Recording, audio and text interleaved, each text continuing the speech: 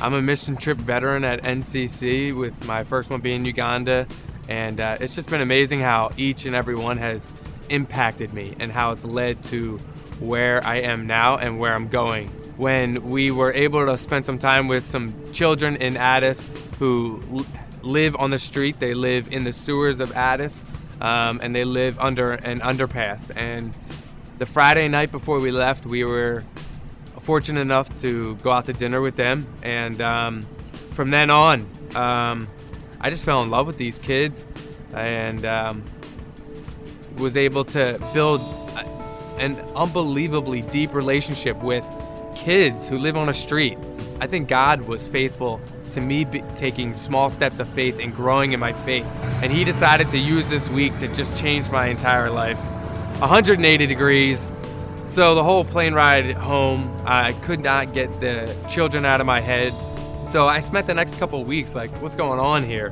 I could hardly sleep. I was just excited I had joy and I had a heart to want to be with these kids. So throughout the next few months, I just felt the calling to pretty much give up everything and move to Addis and start working with those kids and come along the ministry that had just started through Beza International. And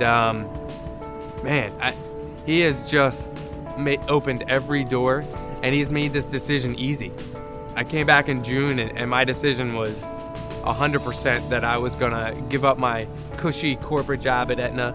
And since then, I've sold all my possessions. I moved into a group house.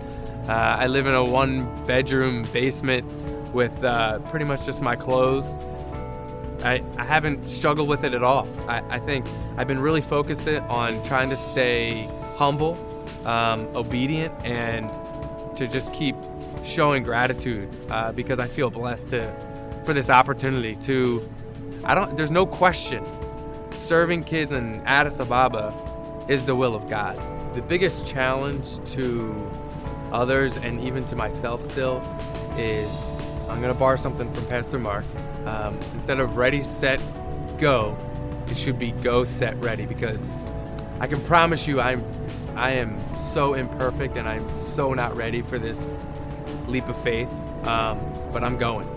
I know I have faith that God is gonna bless my obedience, and He's gonna bless my time in Ethiopia, and He's gonna use this vessel that's not ready, has all kinds of imperfections, to build up the kids, build up the children of Ethiopia who live in sewers. That's it.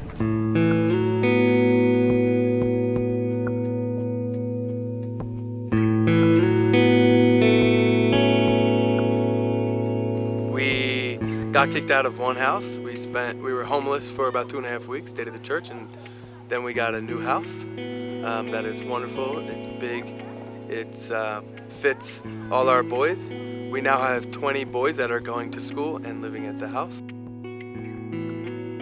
Most of our boys' needs are from people, from needing to learn, needing to grow, develop their character, and really learn the love of Christ. They live in the immediate present, and so we are working hard to teach them about their futures, teach them about possibilities, teach them about dreams, and teach them about what Christ has for their lives. We need prayer for, I would say the first piece is the quality people to help out and continue to help out.